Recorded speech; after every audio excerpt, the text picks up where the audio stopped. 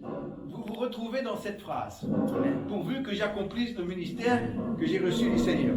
Moi, je crois que tout chrétien engagé va répondre avec un Amen à cette déclaration. Une fois, je me suis retrouvé avec des responsables et des chrétiens engagés dans une église et je leur ai posé la question. J'ai dit, est-ce que vous voulez, vous, accomplir le ministère que vous avez reçu du Seigneur Jésus? Et tout le monde, d'un seul homme, a dit Amen. Vous voyez? Et puis alors après, j'ai dit maintenant, ayant fait cette belle déclaration, combien ici comprennent le ministère que vous avez reçu de la part du Seigneur Jésus? Et là, il y a eu un vide. À tout d'un coup, il n'y avait pas le Amen très franc. Il y avait une ou deux personnes qui ont fait ça. D'autres ne savaient pas trop. Mais comment peut-on espérer accomplir quelque chose qu'on ne comprend pas? Alors, on doit vraiment comprendre quel est notre ministère.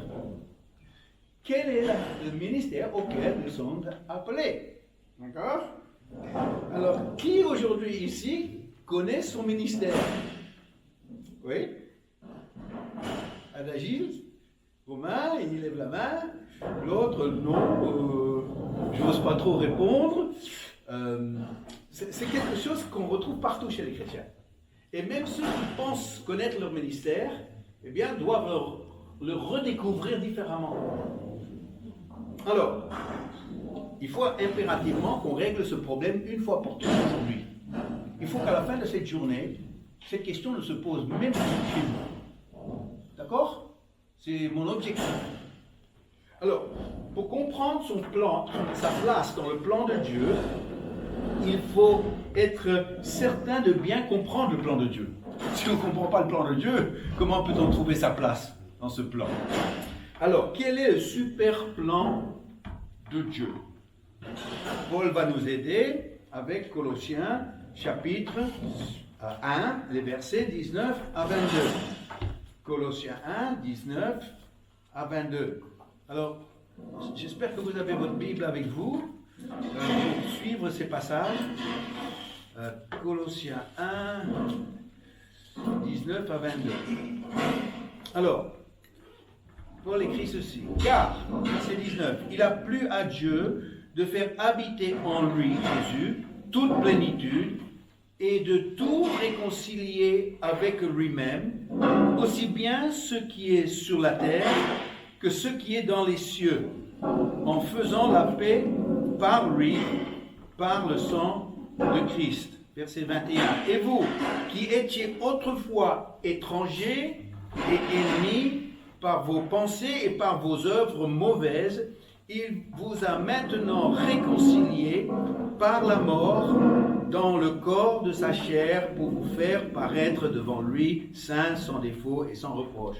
Vous savez, quand on lit un passage comme ça, on arrive à la fin, on a dit, j'ai rien compris. C'est tellement compliqué, mais c'est pas compliqué. Si on commence à décortiquer, alors on découvre que il a un objectif pour toucher 3 personnes. Alors il parle d'abord des étrangers.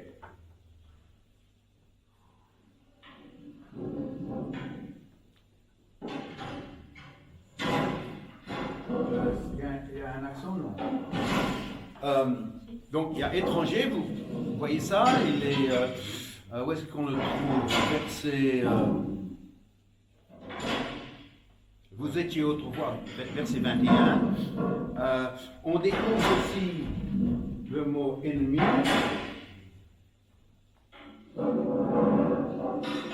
Vous étiez ennemis. Et on découvre aussi qu'ils sont dans le péché. Donc, on a péché.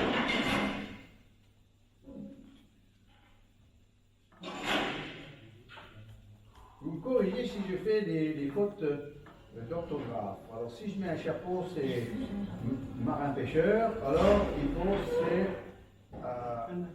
un accent comme ça. Sur étranger aussi. Ouais. Étranger aussi? D'accord. Vous me corrigez hein, si je fais une faute. Donc, ça, c'est son objectif. Il veut atteindre ceux qui aujourd'hui sont des étrangers, ceux qui sont des ennemis, ceux qui sont des pécheurs.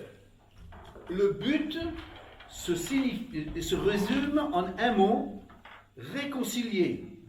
Vous voyez ça au verset 20. Et de tout réconcilier. Et on retrouve ce mot un peu plus tard, je crois. Je l'avais vu. Bon, oui, voilà, verset 22. Et il vous a maintenant réconcilié par le... Donc, le but, c'est de réconcilier ces trois catégories de personnes et de les transformer. Alors, nous avons ici, premièrement, des étrangers qui deviennent des amis.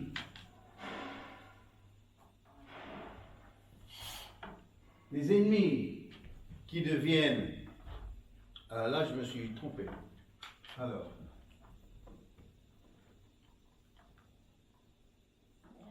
Les ennemis qui deviennent des amis, les étrangers qui deviennent des enfants, fils et filles, et les pécheurs qui deviennent des saints. Le super plan de Dieu, c'est de réconcilier.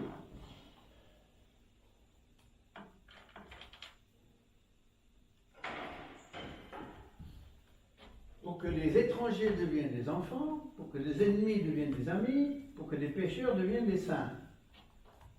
Ça veut dire que le plan de Dieu va cibler quelle catégorie de personnes? Selon vous? À gauche ou à droite? À gauche.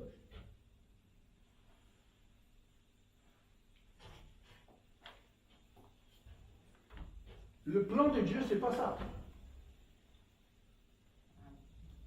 Le plan de Dieu, c'est ça. Si nous, on mise que le plan de Dieu, c'est ça, on a complètement passé à côté de la cible. L'objectif principal de Dieu, c'est pas les enfants, c'est de faire des enfants. Le principal objectif de Dieu, c'est pas les amis, c'est pas les saints, c'est d'en faire des étrangers, des ennemis, des pécheurs, des enfants, des amis, des saints.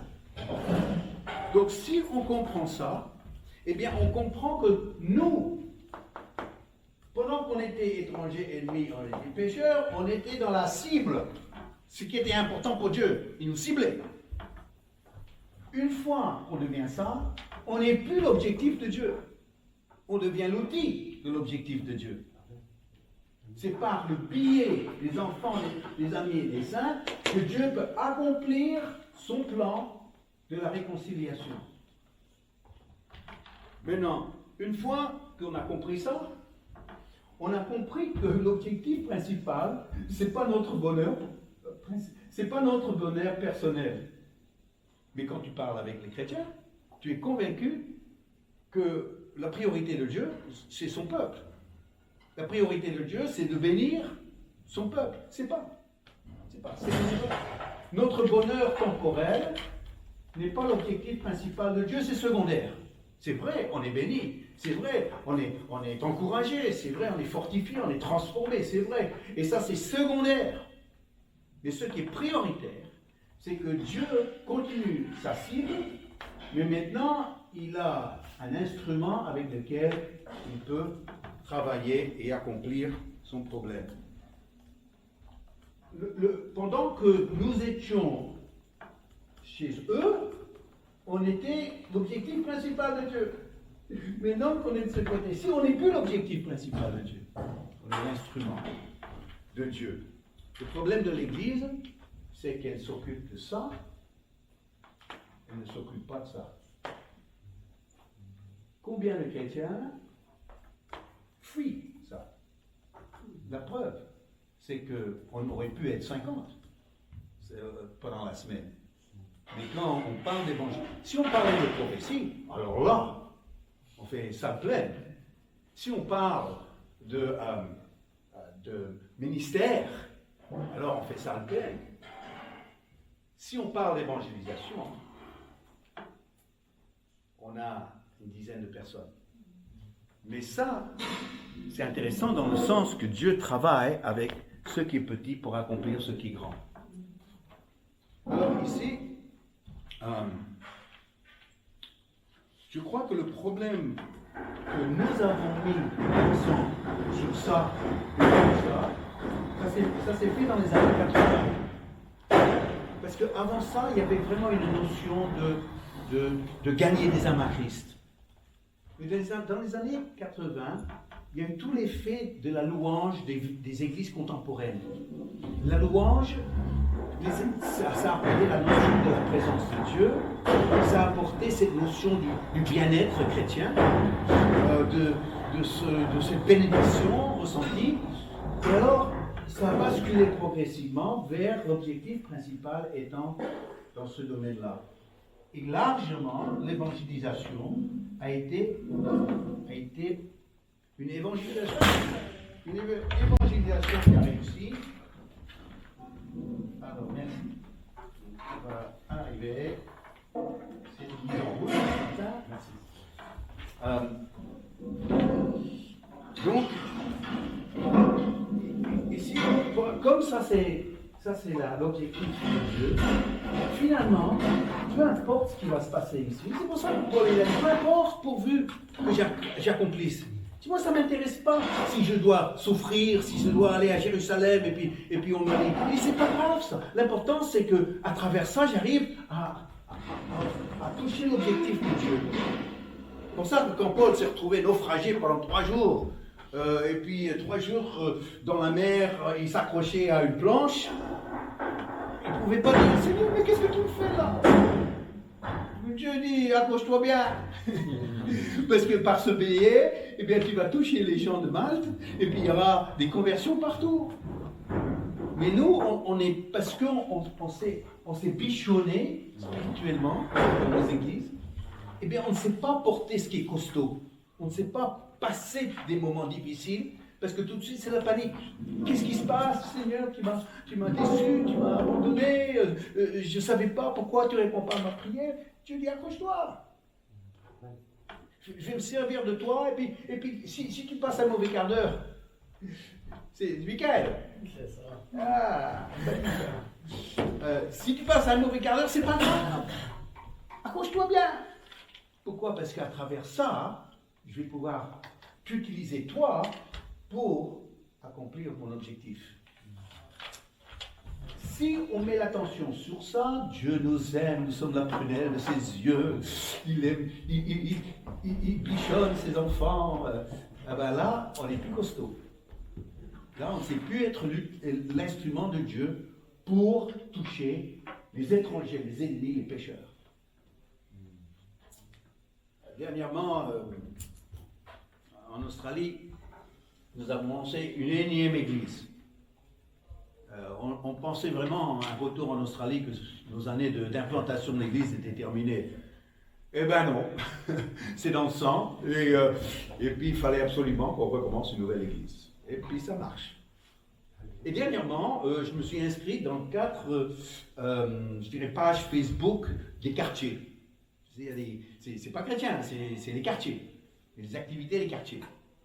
Je me suis inscrit et j'ai commencé à mettre une fois par semaine une publication invitant les gens de prendre contact avec moi s'ils ont des questions concernant la foi. Alors je dois faire très attention comment j'aborde ça parce qu'il y a des réactions, vous voyez. Eh bien, depuis à peu près 6 semaines que je fais ça, je ne sais pas combien de fois j'ai été insulté, combien de fois j'ai été traité de prédateur, des gens vulnérables, combien de fois j'ai été... Écoute, moi, je pleure pas dans mon coin. Hein. Non, ça fait partie ça fait partie de ça. Parce que pour chaque personne qui m'insulte en me traitant un fou religieux, il y en a 10, si pas plus, beaucoup plus, qui me remercient pour ce que je fais. Mais si tu ne veux pas être insulté, si tu es tellement fragile que la moindre opposition, persécution va te mettre dans tous tes états, jamais Dieu va pouvoir se servir de toi. Parce que pour arriver à les toucher, il faut des nerfs solides. Il faut avoir du courage. Il faut être sans réputation. Il ne faut pas chercher à toujours être aimé de tous.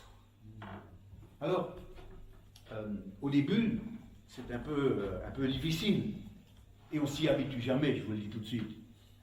Mais la chose qu'on a compris, c'est qu'on n'a pas ça si on n'est pas prêt à confronter l'opposition qu'on va connaître. Alors, pour bien comprendre le plan de Dieu, je vais effacer tout ça. Je crois que j'ai même mieux que ça. Je vais voir si ça sera pas mieux. Alors, hop. Non, ça c'est pas mal. Hein? Pas mal. Non, j'espère que je vais pouvoir écrire. Alors, un petit bruit. Pour sécher, oui. Montez là, Coralie. Ok, on va voir si ça a marché. Maintenant, on dit toujours qu'une image, ça vaut 1000 mots. Alors, on va essayer de résumer ce qui se passe autour de nous avec des dessins, des graphiques. Alors, vous allez me dire si ça correspond plus ou moins à la mentalité aujourd'hui. La conception évangélique du plan de Dieu pourrait se résumer de cette façon. Dieu a envoyé Christ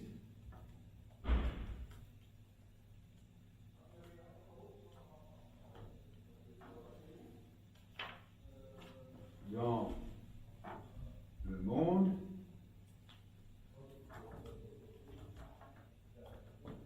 pour que le monde soit réconcilié à Dieu. Qu'est-ce que vous en pensez? Ça vous convient? Oui, c'est clair. Oui. Ben, il y a un problème avec ce graphique. Mais on va voir dans un instant pourquoi.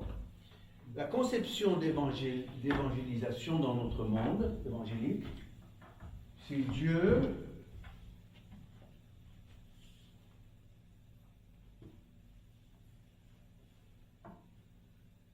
a confié à l'Église un message qui s'appelle l'Évangile. Et que c'est à l'Église. Excusez-moi, est-ce que quelqu'un aurait un briquet par hasard? Un briquet? Non, pas là. Moi, j'en ai pas un. Merci. Il y en a un au fond. Donc, Dieu a confié à l'Église un message qui s'appelle l'Évangile pour que ces messages soient présentés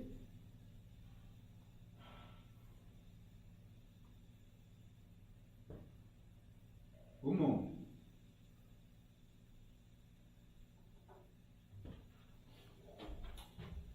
L'évangélisation. Est-ce qu'il y a un problème avec ce dessin?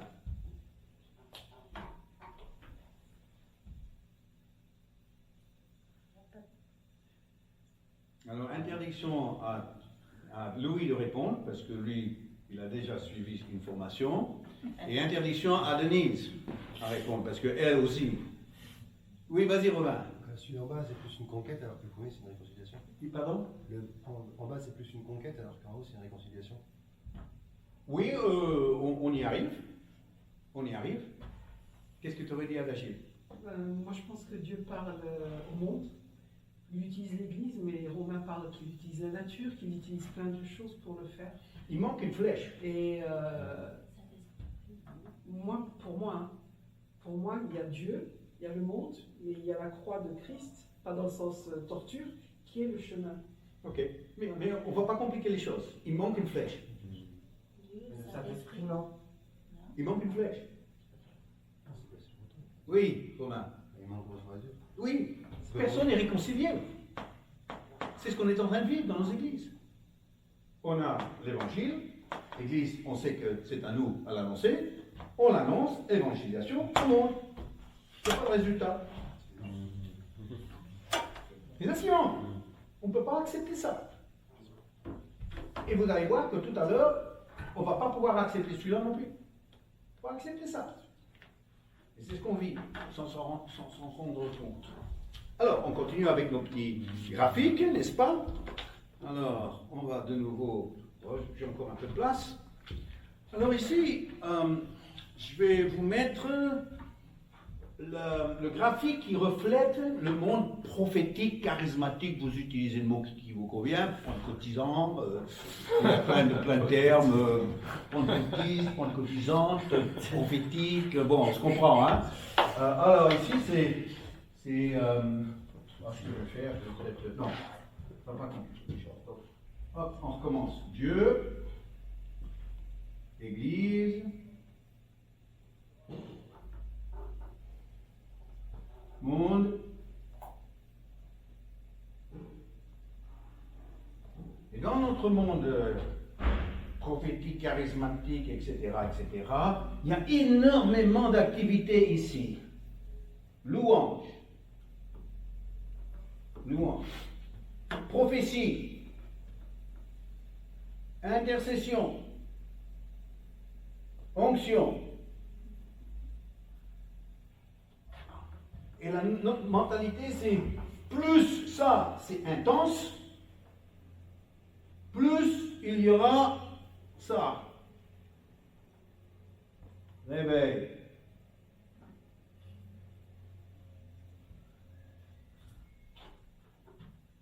Vous comprenez?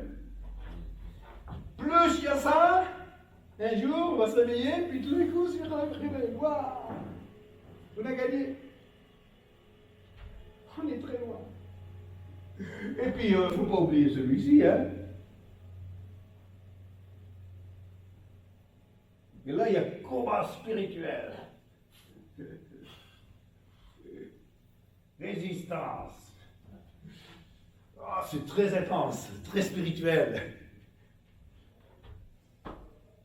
Et qu'est-ce qui ne va pas? Qu'est-ce qui ne va pas? Il n'y a rien qui se passe là. En fait, plus on fait ça, moins on fait ça. Ça devient une distraction, ça devient un peu un mysticisme, on s'écarte du terrain, on est perdu dans les hautes sphères de la spiritualité, et on est loin de voir ce réveil dont on parle depuis des longues années. Moi, j'y crois pas, le réveil. Choquant, hein? Parce que ça fait tellement longtemps que j'entends parler, avec tous les efforts qu'on a fait, avec les 40 jours de jeûne et prière, et puis toutes sortes de repentance, et tout, on a tout fait. Le réveil ne nous appartient pas. On pense que nous, on peut gagner le réveil en faisant ça. On ne peut pas. Parce que le réveil, c'est pas Dieu qui doit sauver le monde. En fait, 1 Corinthiens 1, verset 21, nous dit que Dieu ne sauve pas l'homme par la prière. Vous voulez que je lise ce passage? Oui. Et ça, c'est une grosse erreur que font nos milieux. On pense que parce que nous multiplions les efforts de prière, que les gens vont être sauvés. Mais Dieu n'a jamais voulu lier le salut d'un homme à la prière. Il dit ceci.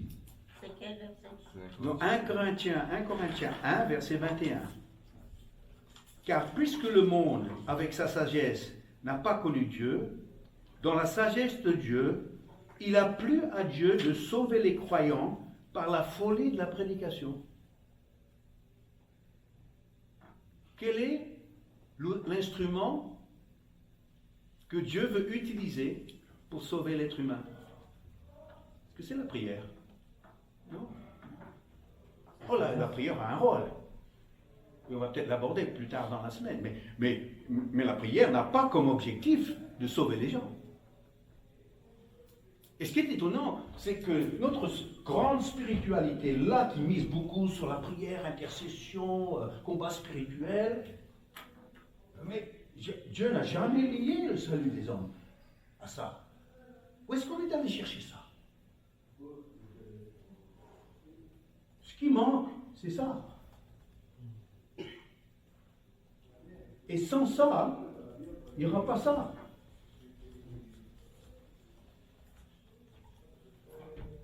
Est-ce que vous suivez mon graphique là? Et aujourd'hui, nos églises ont fait beaucoup de ça, pas beaucoup de ça, et encore moins de ça. Alors, maintenant, soyons un peu plus positifs. Quel est le graphique qui correspond à la parole de Dieu? Ben, je vais vous le donner, mais il faudra un peu de place. Je vais laisser le premier pour que vous puissiez voir la différence.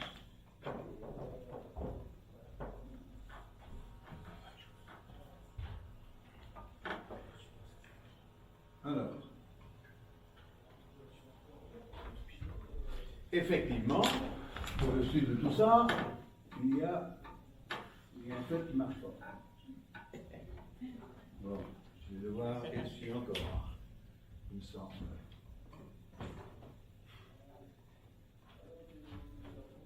Alors, nous avons ici Dieu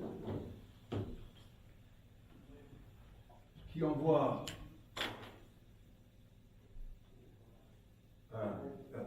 Christ, Christ dans le monde, et nous avons ici le monde. On va lire un passage dans 2 Corinthiens chapitre 5 versets 17 à 19 pour avoir le bon graphique. 2 Corinthiens 5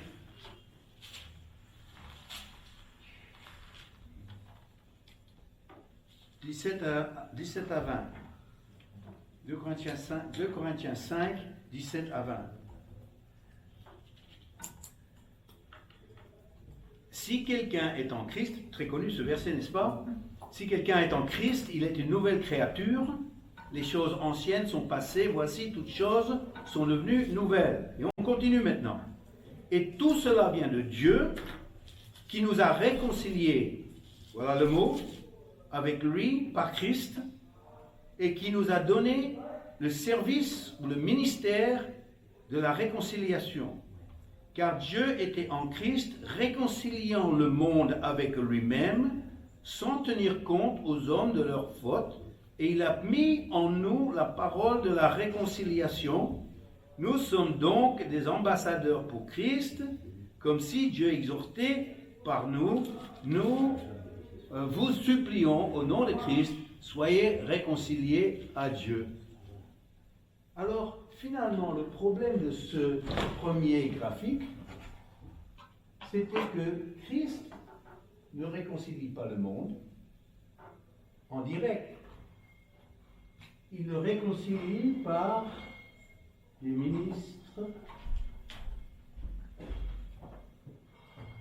de la réconciliation.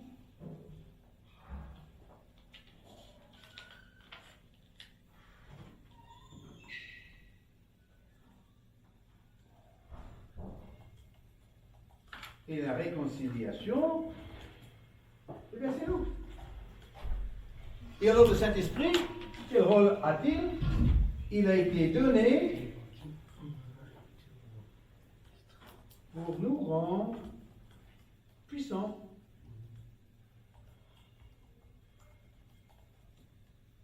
Acte 1, verset 8. Vous recevrez une puissance, le Saint-Esprit survenant sur vous, et vous serez mes témoins en Jérusalem, la Judée, la Samarie et aux extrémités de la terre. Et le Saint-Esprit a été donné afin que les ministères de la réconciliation puissent être l'outil de Dieu pour la réconciliation de ce monde à Dieu. Christ ne réconcilie pas le monde sans nous. Sans nous. Et quand on comprend ça, eh bien, on découvre que la clé de tout ça est là. Christ a fait ce qu'il avait à faire. Le monde, il est ce qu'il est. Le Saint-Esprit a été donné dans un but précis. Maintenant, ce qui manque, c'est ça. Le ministère de la réconciliation. Alors, de ce passage de Corinthiens, chapitre 5, verset 17 à 20, c'est le passage avec lequel nous allons travailler pour le restant de cette session. Alors, il y a 3 grandes leçons que nous allons tirer de ce passage. Alors, je vais vous demander tous de relire ce passage, 2 Corinthiens 5, 17 à 20, et vous allez me dire quel est le mot qui change tout le sens de ce passage. Alors, je cherche un mot, pas une phrase, un mot, dans ce passage, qui change tout le sens de ce passage.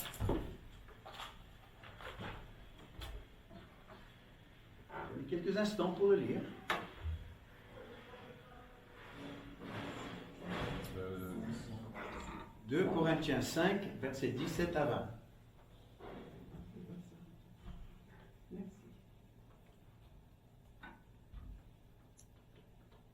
Vous pouvez répéter, Alors, ma il y a un question- mot qu'on doit trouver. Il y a un mot dans ce passage qui change tout le sens et qui donne tout son sens à ce passage. Oui. Je pense que c'est une nouvelle littérature. Alors, d'abord, ces 2 mots. Ouais. C'est vrai que ce passage commence avec la nouvelle créature, mais ce n'est pas le mot que je cherche.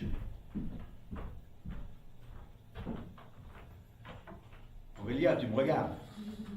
Qui atteste ce tableau. Ah, non, oublie ce tableau. Oublie ce tableau. Mais alors, quel est le mot qui change tout à ce passage? ambassadeur.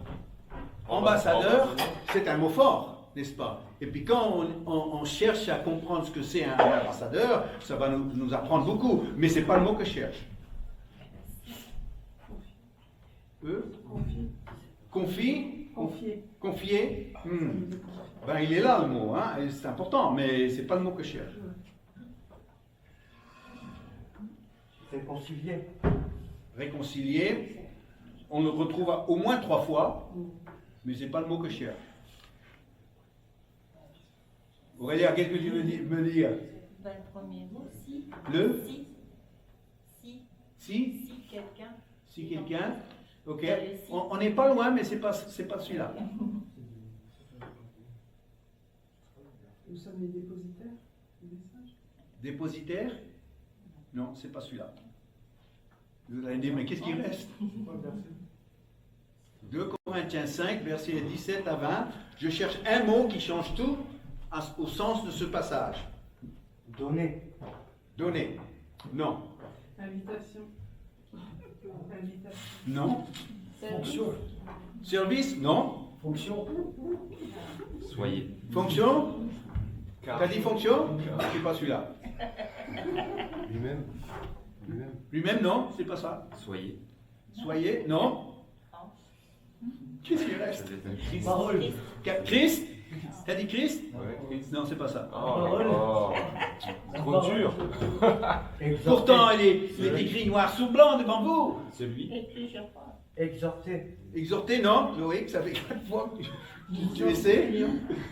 Mais c'est gratuit, vous pouvez essayer autant que vous voulez. Nous vous en supplions. Alors, qu'est-ce que tu veux prendre comme mot? Supplions. Suppliant, non, c'est pas suppliant. Nous. Ambassadeur. Le mot que je cherche, c'est le mot nous. Ah, nous. Nous! Ah, mais oui. Ah mais oui, regarde combien de fois il est dans ce passage. Ça commence au verset 18. Si tout cela vient de Dieu, et tout cela vient de Dieu, qui nous a réconciliés avec lui par Christ, et qui nous a donné le service ou le ministère de la réconciliation, car Dieu était en Christ, réconciliant le monde avec lui-même, sans tenir compte aux hommes de leurs fautes, et il a mis en nous la parole de la réconciliation. Nous sommes donc ambassadeurs pour Christ, comme si Dieu exhortait par nous, nous vous en supplions, soyez réconciliés à Dieu. Nous. On a eu du mal, hein? Pourquoi? Parce que quand Paul dit nous, c'est pas je. Il dit pas je suis le ministère de la réconciliation. Il ne dit pas ils sont, parlant des apôtres, ils sont les ministères de la réconciliation. Il dit nous, et nous c'est qui nous? Nous c'est toi et moi, unis par le don de la vie. Toi et moi, nous. Il parle à tous les chrétiens, il parle aux Corinthiens, toute l'Église. Nous, la grande vérité, et j'y arrive à la conclusion de tout ça, la grande vérité, c'est que Dieu n'a qu'un ministère à donner. Un. Ça s'intitule le ministère de la réconciliation. Il a un ministère à donner et il le donne à une personne et le nom de cette personne c'est nous. Le problème en France, c'est que nous ne comprenons pas nous. On comprend seulement je. Moi, l'individu, moi, mon vélo contre la montagne. Mais Dieu, il ne traite pas avec le jeu. Quand quelqu'un dit mon ministère, il n'a rien compris. C'est notre ministère. Le problème en France, c'est que on est tellement dans l'individu. On parle toujours de mon expérience, de mon témoignage, mon ministère, ce que Dieu m'a révélé. Tout est ramené à moi. Quand Dieu ne traite pas avec le moi, mais avec le nous. À Paris, nous on a passé de longues années à Paris. Alors, le grand problème de Paris, un des grands problèmes de Paris, c'est les crottes de chien. Hein, si vous avez visité Paris, vous savez qu'il y a une différence entre les Parisiens et les touristes. On le voit tout de suite quand ils se promènent dans la rue. Les touristes, ils se promènent comme ça. Oh mince. Les Parisiens, ils se promènent comme ça. Ils cherchent à ne pas mettre les pieds dedans. Tu vois. Alors, la mairie de Paris a fait plusieurs tentatives de régler ce problème des crottes de chien. Alors, premièrement, et ça remonte à des années, il y avait les motocrottes. Alors, c'était des motos, et il y avait des employés de la mairie qui allaient en moto, et avec des aspirateurs, des espèces d'aspirateurs, quand ils voyaient un petit tas, et bon, tu disais c'était rigolo, mais ça n'a pas vraiment réglé le problème, et après les motocrottes, eh ben, ils ont disparu. Donc ensuite, c'était pas fini, ils sont arrivés à trouver autre chose, ils ont dit on va vous mettre des amendes si vous ramassez pas, vous voyez, aux propriétaires. Alors ça a été très mal vu des Parisiens, alors très vite on ne parlait plus des amendes, ouais, donc ça c'était fini. Après il y a eu les toilettes chiens. J'étais dans les caniveaux, où il fallait amener son chien dans un certain endroit, et c'est là où il devait le faire. Alors vous imaginez le Parisien, à 11h du soir, en plein hiver, qui va promener son chien pour aller trouver une toilette chien. Non, alors ça n'a pas réglé le problème. Alors finalement, après il y avait encore les gants, gratuits même, des gants mis à la disposition des propriétaires. Alors tu sais, on ne va pas s'embêter avec des gants quand on est parisien. Donc ça n'a pas marché. Alors dernière, peut-être qu'il y en a eu d'autres tentatives, mais dernière tentative que j'ai vue, c'est qu'ils ont mis des petits panneaux un peu partout en Paris, où il y avait un personnage, un bonhomme, avec une petite pelle et un chien qui était en pleine action, vous voyez. Et puis donc le chien est là en train de se concentrer, et puis derrière, il y a le propriétaire avec sa petite pelle. Et puis le texte c'était j'aime mon quartier, je ramasse. Il pense vraiment que le Parisien, il aime plus son quartier que son chien. Le Parisien, quand il voit ça, il dit ah non, c'est pas mon quartier, c'est mon chien. Et mon chien est roi, et il fait là où il veut, tu vois. Là, ça n'a pas marché non plus. Pourquoi? Parce qu'ils ont essayé de faire appel à une notion du collectif, notre quartier. Mais ça passe pas avec le français. Pourquoi? Parce c'est moi, mon chien, ma voiture, ma vie, mon ambition, ma vie professionnelle, ma réussite. On est dans le moi. Le problème, c'est que dans nos églises, on a les Français. C'est un problème sans être un problème. Mais le problème du chrétien français, c'est qu'il reste français. Et c'est obligé. Mais ça veut dire que cette mentalité, elle est là où il parle de mon ministère, mon expérience, mon témoignage, ce que Dieu m'a dit, ma conviction, le Saint-Esprit, ma révélation. Non mais, et pour lui sortir du moi, pour le faire découvrir le nous, il y a tout un programme. Mais Dieu ne traite pas avec le moi, il traite avec le nous. Et ça demande un changement profond de mentalité. Et si on n'est pas prêt à lâcher le moi, on n'apprendra jamais le nous avec lequel Dieu travaille. Alors, je reviens à ce que j'ai dit. Ici, nous avons nous. Regardez, ça commence avec nous réconciliés. Ça commence avec notre salut. Ensuite, il nous a donné le ministère de la réconciliation. Il nous l'a donné. Il est en train de réconcilier le monde avec une parole de réconciliation qu'il nous a donnée. Et maintenant, nous sommes ambassadeurs. Je ne suis pas ambassadeur, nous sommes ambassadeurs. Et Dieu exhorte par nous,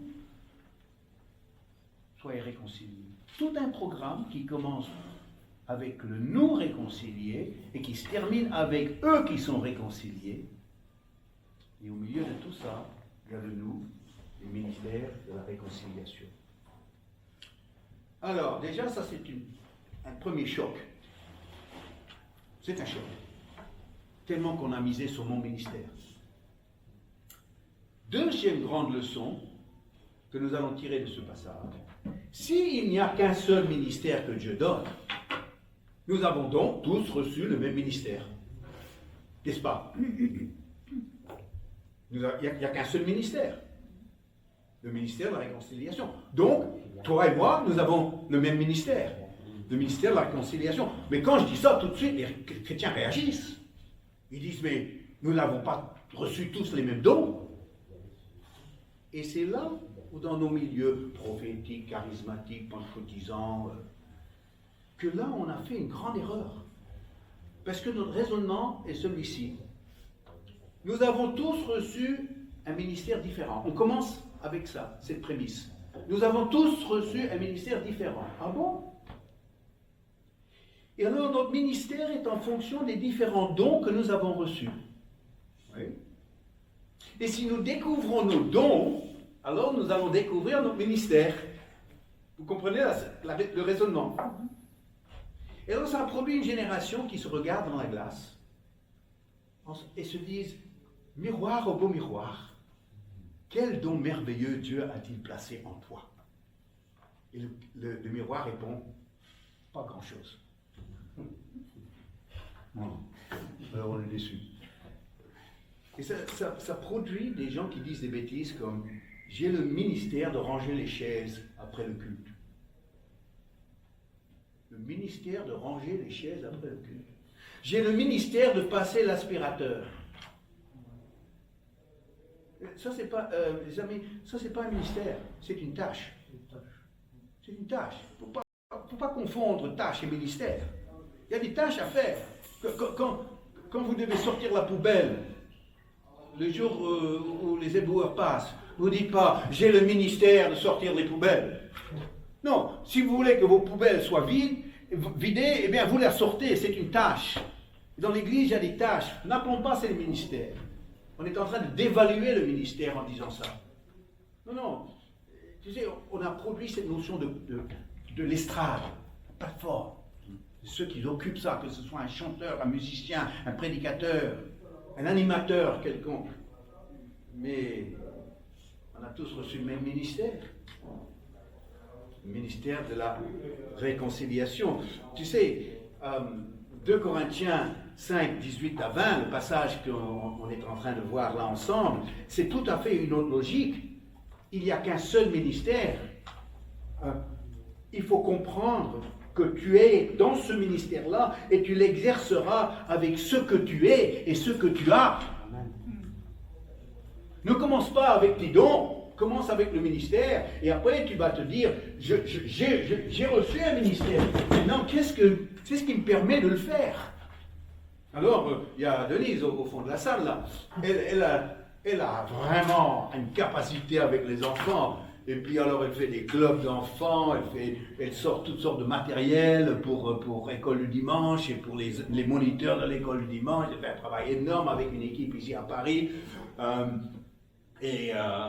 Écoute, ça c'est en elle. C'est en elle. On ne va pas prophétiser quelque chose sur elle. Elle est ce qu'elle est. Et elle exerce le ministère de la réconciliation, surtout auprès des enfants. Moi, je ne suis pas très enfant.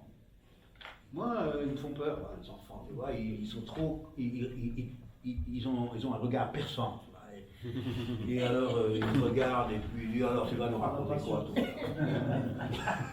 Faut de la patience. Hein. Alors quand je les vois, ils me regardent comme ça, ils disent, Denise, viens vite. Moi, j'aime le goût du risque. J'ai besoin de l'adrénaline, là.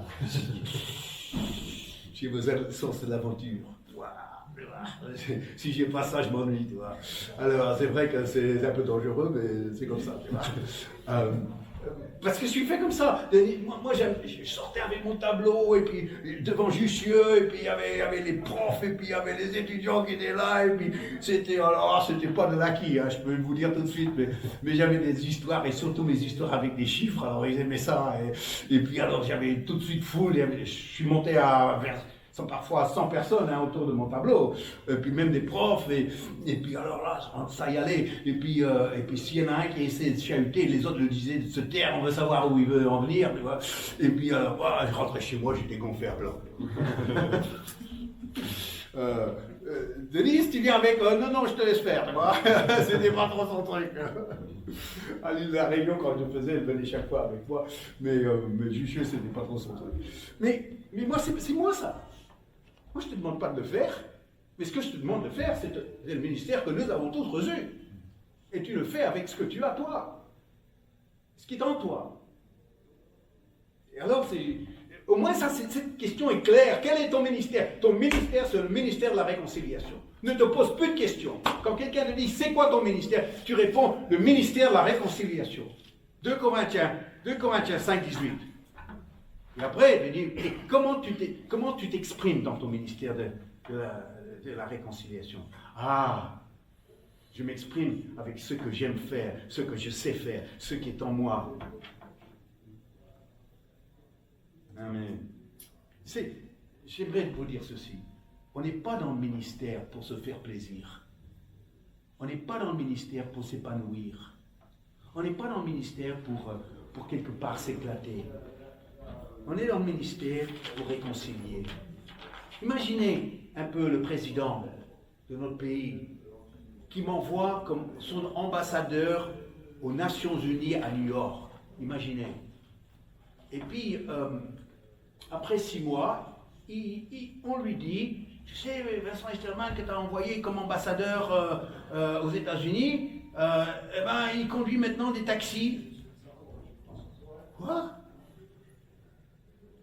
Il prend le téléphone et il dit, qu'est-ce que j'entends, Vincent? Mais tu conduis des taxis? Ah oui, monsieur le président, mais les taxis à New York, ils sont jaunes, ils sont beaux. Wow. Et en plus, non seulement j'aime conduire les taxis, mais je conduis bien aussi. Et mais t'inquiète pas, monsieur le président, parce que je travaille pour toi. Tous mes clients, je leur parle de la Tour Eiffel et d'aller visiter Paris. Je dis quoi? Je t'ai pas envoyé là pour conduire des taxis, pour faire plaisir, parce que tu conduis bien. Je t'ai envoyé là pour être mon bon ambassadeur et de faire ce que je te demande de faire. Reviens à Paris tout de suite. On n'est pas là pour s'éclater, on n'est pas là pour se faire plaisir. On est là pour exercer le ministère de la réconciliation auprès de ces gens avec ce qui est en nous. Est-ce que vous me comprenez? Et donc, ça veut dire, parfois, j'ai l'impression que les églises sont devenues une émission chrétienne de Star Academy. Vous connaissez cette émission? Tu vois, les gens, ils s'inscrivent pour être découverts. Tu vois. Je sais danser, je sais chanter, je sais tout faire. Je joue mon instrument de musique. Oui. Oh là là là là, qu'est-ce qu'il est bon. Tu vois. Merci, vous voulez m'inviter peut-être?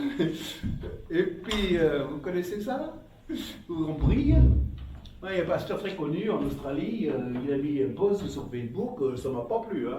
Il a mis une photo d'un jeune qui conduisait de la louange, et puis il a mis ce jeune, il a conduit d'une façon stellaire. Moi, j'ai écrit un message privé, j'ai dit, écoute mon ami, il n'a pas besoin que tu lui dises qu'il est une star. Il n'a pas besoin de ça. On ne fait pas ça pour être une star. On ne fait pas ça pour briller. On ne fait pas ça pour les applaudissements. On ne fait pas ça pour que tout le monde dise, ah, t'es merveilleux. Et oh, il faut que tu sois notre meneur de louange pour la grande convention. Il ne fait pas ça pour ça. Il n'est pas content. Il m'a répondu. Il m'a dit, Vincent, il est dans un monde concurrentiel. Il avait besoin d'encouragement. Alors ça, c'était pire. La concurrence. Maintenant, on est dans la concurrence entre meneurs de louange, jeunes meneurs de louange. Mais où on va avec ça? Star Academy. On veut être découvert dans ses talents. On est très loin du royaume de Dieu.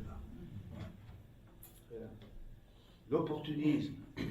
On voit l'estrade comme une occasion d'avancer dans son ambition spirituelle. Seigneur, pardonne-nous. Parce que là, le but, c'est pas du tout la réconciliation du monde. C'est l'ambition personnelle, la réussite de soi-même en utilisant Dieu et son peuple. Seigneur, pardonne-nous. Pardonne-nous. Oui. La première grande leçon que nous tirons de ce passage, c'est que Dieu a un seul ministère à donner, et il a donné à une seule personne qui s'appelle nous. Deuxième grande leçon, nous avons tous reçu le même ministère, mais nous l'allons faire différemment en fonction de ce que nous sommes, qui nous sommes et ce que nous avons. Troisième grande leçon à tirer de ce passage, c'est qu'on ne doit pas se limiter à nos dons. On ne doit pas se limiter à nos dons. Pourquoi je dis ça? Parce que le mot ministère, c'est le mot traduit service. Quand j'exerce un ministère, je suis au service. Mais je suis en train de servir qui? Vous allez me dire, vous êtes en train de servir Dieu. Mais je ne suis pas sûr. Il ne faut surtout pas se servir soi-même des autres. Il faut se servir soi-même de Dieu. Alors là, c'est le pire. Non. Le service sert qui? Eh ben, le service sert l'autre. On est en train de servir, pas forcément Dieu directement, on est en train de servir le monde pour que le monde soit réconcilié à Dieu. Alors, le raisonnement, c'est, je ne fais pas ce que j'aime faire, je fais seulement ce qu'il a besoin de moi pour être réconcilié. C'est lui qui me dira ce qu'il a besoin de moi. C'est lui qui me dira ce qui va l'aider. Peu importe si c'est dans mes cordes ou bien pas, finalement, je vais tout faire pour que ce qu'il a besoin, lui, eh bien, je puisse l'apporter. Parce que si je fais seulement ce qui me plaît, eh bien, je serai ridicule. Vous avez lu peut-être dans Luc chapitre 10, les paroles de Jésus, quand il dit, dans quelque maison que vous entriez, dites d'abord que la paix soit sur cette maison. Est-ce que vous avez essayé ça? Ou vous allez chez votre voisin, vous frappez à la porte, et puis le voisin, il ouvre la porte, il dit oui. C'est pourquoi? Il dit, écoutez, bonjour, je suis votre voisin là, et je pourrais juste rentrer 2 secondes, 2 minutes? Oui, c'est pourquoi? Vous allez voir. Rentrez. Que la paix soit sur cette maison. Merci. Allez, bonne journée. Tu rentres chez toi, tu te mets devant Dieu. Seigneur, aujourd'hui, j'ai obéi à ta parole. T'es content, hein? Sauf que tu n'as rien fait pour réconcilier cette personne. Tu as tout fait pour ne jamais plus être invité à rentrer chez lui. Tu vois, on va être tellement spirituel qu'on n'a rien compris à ce qui va aider l'autre à être. Et parfois, on fait exactement le contraire. Et on se demande pourquoi il est fermé. Et une des sessions qu'on va faire dans la semaine, c'est les 7 choses qui ferment le français. Et les 7 choses qui ouvrent le français. Et si on ne comprend pas la différence, l'évangélique naturellement bascule vers les 7 choses qui ferment le français. Et après il dit le français est dur. Non, non, c'est l'évangélique qui est bête. Parce qu'il n'a pas compris la différence. Non, non, mon voisin, il n'a pas besoin que je rentre chez lui pour prononcer la paix sur sa maison. Pas besoin de ça. Il a besoin de moi qui le comprend dans ce qu'il vit. Pour l'aider à voir les choses autrement. Alors j'ai vraiment appris ça d'une façon curieuse. Quand on est arrivé en France, c'était en 86, et on était logé dans un appartement de 4 étages, et nous on était au 3e étage, et les voitures, il n'y avait pas de parking attitré à part juste des places devant l'immeuble. Et donc, un samedi, on venait d'arriver d'Australie, et à l'époque, eh bien, j'étais encore très australien, je le suis toujours d'ailleurs, mais à l'époque, l'homme australien se faisait un plaisir de laver sa voiture le samedi après-midi. C'était traditionnel. Alors, un samedi après-midi, il faisait beau, c'était Nîmes, et puis je vois ma voiture, elle avait besoin quand même d'être lavée. Alors j'annonce à ma femme, j'ai dit, chérie, ton mari va laver la voiture. Alors elle a dit, je suis fier de toi, mon mari. Et alors je suis descendu dans l'ascenseur avec mes seaux, et puis j'ai commencé à laver ma voiture, vous voyez, et puis de la mousse partout, et je me faisais un plaisir. Et voilà que pendant que je lavais la voiture, il y a une autre voiture qui est arrivée, qui s'est garée à côté de la mienne. Et il y a une dame qui est sortie, et puis je l'ai reconnue comme étant une des résidentes de notre immeuble, mais je n'avais pas fait sa connaissance, vous voyez. Et puis alors, quand elle me voit en train de laver la voiture, elle me dit « Oh monsieur, votre voiture, elle va briller !» Ben j'y compte madame, j'y compte. Et puis alors elle dit « Eh ben, quand vous avez fini la vôtre, vous pouvez toujours attaquer la mienne. » J'ai dit « Oui, on a rigolé, on a rigolé. » Elle est montée dans son appartement, vous voyez. Et puis après, je lave ma voiture, j'ai eu la pensée, j'aurais cette femme. Je l'aurais. Alors j'avais terminé ma voiture, et j'ai attaqué la sienne. Et j'ai mis de la mousse partout sur sa bagnole. Et je l'ai lavé. Sur tous les coups, la dame, elle me voit de sa fenêtre de cuisine. Elle sort sur sa terrasse et elle crie.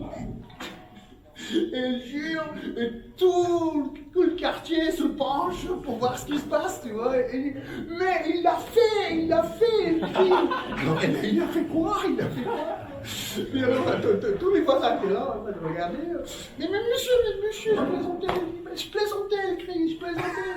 J'ai dit oui, madame, pas de problème. Et puis elle dit, eh ben, quand vous avez fini, vous montez, prendre le café ou quelque chose. Je dis, oui, j'arrive. Alors j'ai vidé mes seaux, j'ai enlevé toute la mousse, et puis j'ai couru, frappé à sa porte, et puis elle et son mari étaient là, et puis alors ils ont ouvert la porte. Oh monsieur, franchement, merci, on ne s'attendait pas à ça. Eh bien, rentrez, prenez l'apéritif, mais qui vous êtes? Et, mais pourquoi vous êtes venu en France? Eh bien, je suis pasteur. Ben, c'est quoi un pasteur? Je dis, eh bien, merci d'avoir posé cette question. Et j'ai commencé à lui parler. Est-ce que ça veut dire qu'il y a 20 ans avant, un prophète avec une voix sonore, avec un long voix, maigre, m'a indiqué, qui a dit, toi, ce jeune-là au fond, je te vois avec une onction de laver les voitures. Et avec l'onction de laver les voitures, tu gagneras des âmes. Si tout ce que je dois faire, c'est de laver la bagnole de quelqu'un pour ouvrir la porte, pour que je peux m'asseoir avec eux dans les bonnes conditions et partager ma foi, eh bien je laverai leur voiture. Parce que le ministère de la réconciliation, ce n'est pas faire ce que j'ai envie de faire moi, mais c'est faire ce qu'ils ont besoin de moi pour créer le contact, ouvrir leurs portes, commencer à ouvrir leur cœur. Est-ce que vous me comprenez ce matin? On commence avec eux. Et si on arrive à trouver le chemin qui mène à leur cœur, eh bien peut-être par la grâce de Dieu, on pourra aider à les amener à connaître son amour. Amen. Amen. Alors c'est le café chez nos amis qui nettoient la place. Eh bien c'est l'heure de notre café aussi. Et on va juste remercier le Seigneur parce que je crois que vous avez compris ce que j'ai voulu faire passer ce matin. Un ministère donné à une personne, nous avons tous le même ministère. Nous allons le faire en fonction de qui nous sommes. Et notre point de départ, c'est pas ce qu'on aime faire, c'est ce qu'ils ont besoin de nous pour qu'ils ouvrent et soient réconciliés. Seigneur, merci pour ces vérités. Éclaire-nous encore plus, afin, Seigneur, que les hommes et les femmes soient sauvés. Merci, Jésus. Amen. Amen. Amen. Allez, on a une demi-heure devant nous pour profiter.